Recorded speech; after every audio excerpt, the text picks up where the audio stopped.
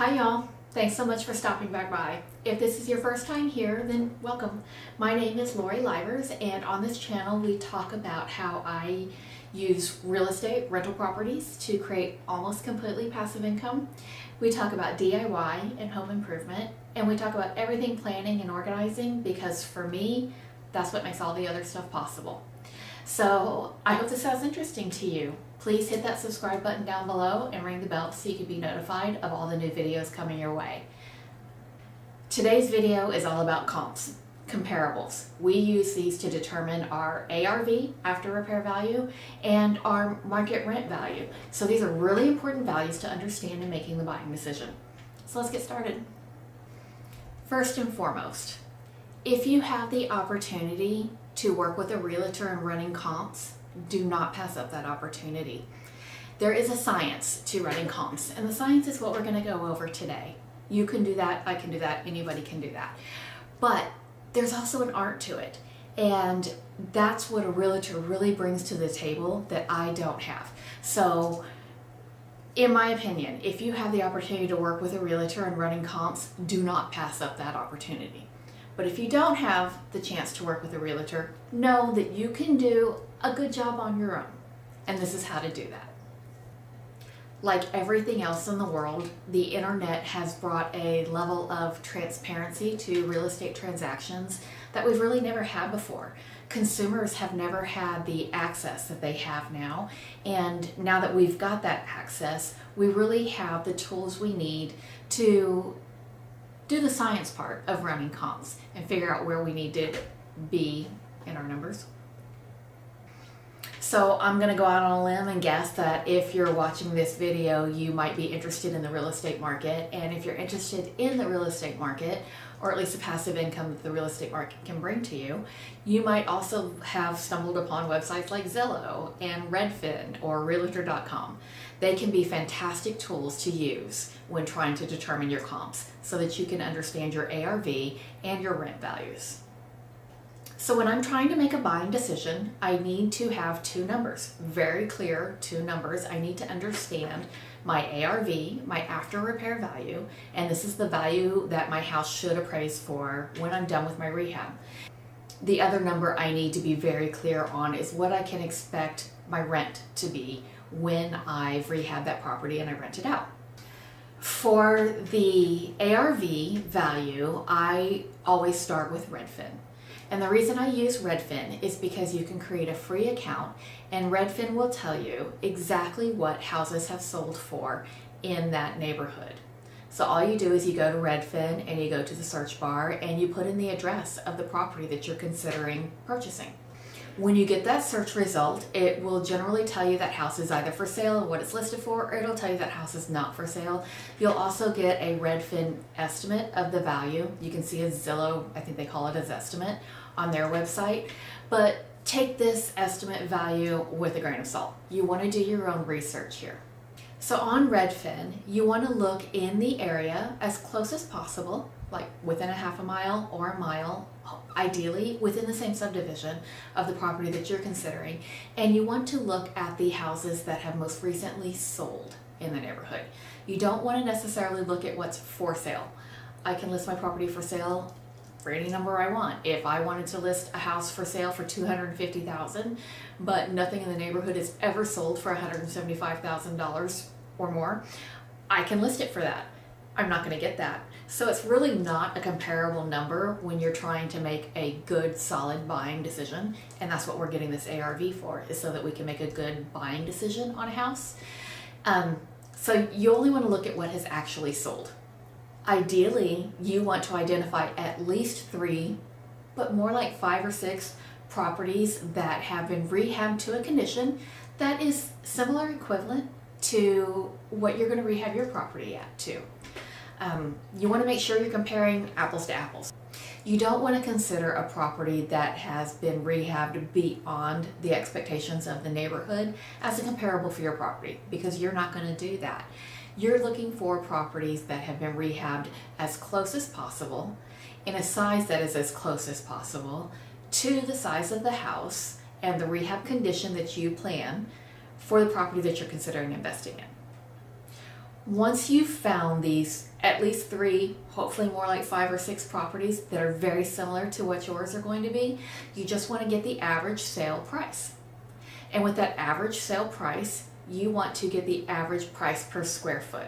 So if you just add up the square foot of all the sold houses and add up the sales price of all the sold houses and divide that sales price by that total square foot price, you're going to have your average price of whatever it is. For instance, if my average sale price is $200,000 and my average square foot of the houses that were sold for that average price of $200,000 is $1,500, then I know I have an average square foot price of about $133 per square foot. So I know if the property I'm considering investing in is about 1,350 square feet, I can expect my house to reasonably appraise for about $179,500.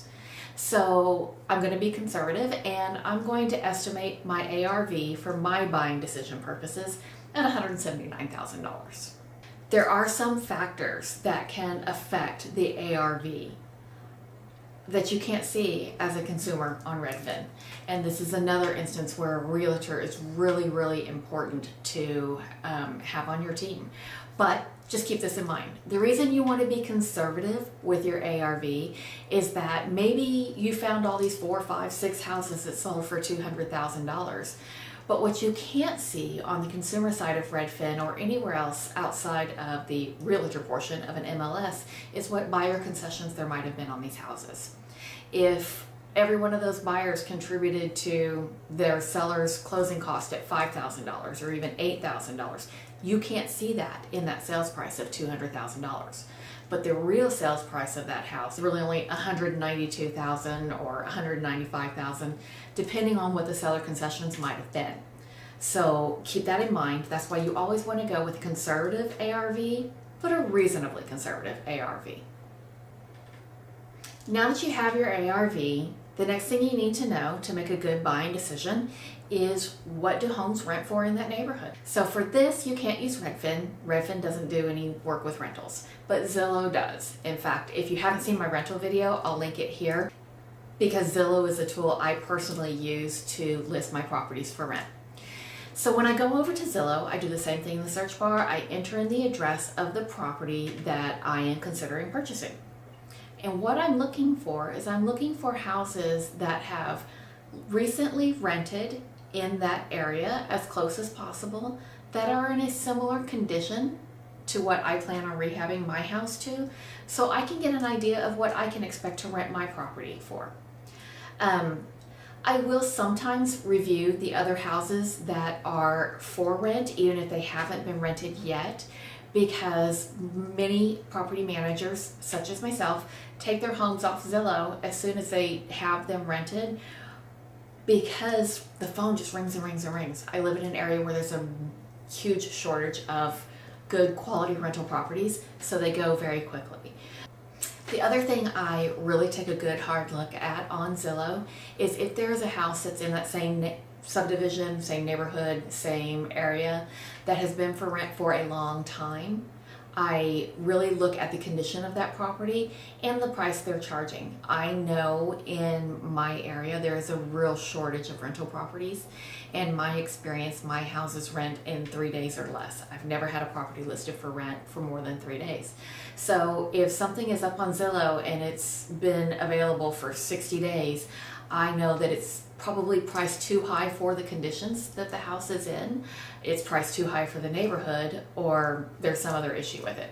But that's something I want to take a good look at, because if it is similarly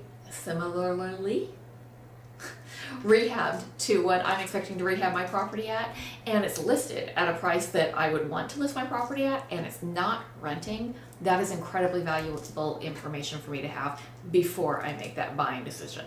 I do not want to buy a house that's not going to return the cash flow that I'm looking for. And I would think you probably don't want to either. Once I've spent a little time on Redfin and spent a little time on Zillow, done a little bit of math, I am pretty confident in my numbers. A realtor who knows the market you're considering investing in really, really well brings art to the science that you just can't overlook. If you don't have a realtor available to you, don't let that stop you.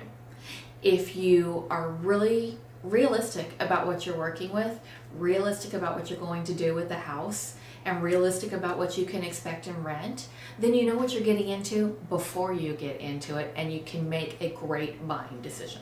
If you've made it to the end of this video, then thank you. Thanks so much for hanging out. I hope you want to hang out some more. Please do hit that subscribe button down below and ring the bell. I have so much more stuff coming your way, and it's been so fun for me to get started on this adventure, on this YouTube journey, and I'd love to have you come along with me. Until next time, bye y'all. Y'all, this has been so weird getting started on YouTube. Like, you hate the way you look on camera and you hate the way you sound on camera, but it's just, this is it. Like, this is what I look like and this is what I sound like. So here I am getting started on YouTube. No, I'm just being an idiot. What is this? Am I doing the chicken dance? Like, what is actually happening here? So when you start to film on YouTube, like, you're so critical of yourself and all the things. Like, I talk with my hands, and now I feel like I'm just like, what am I trying to be? A hand puppet? I don't know what is actually happening here right now.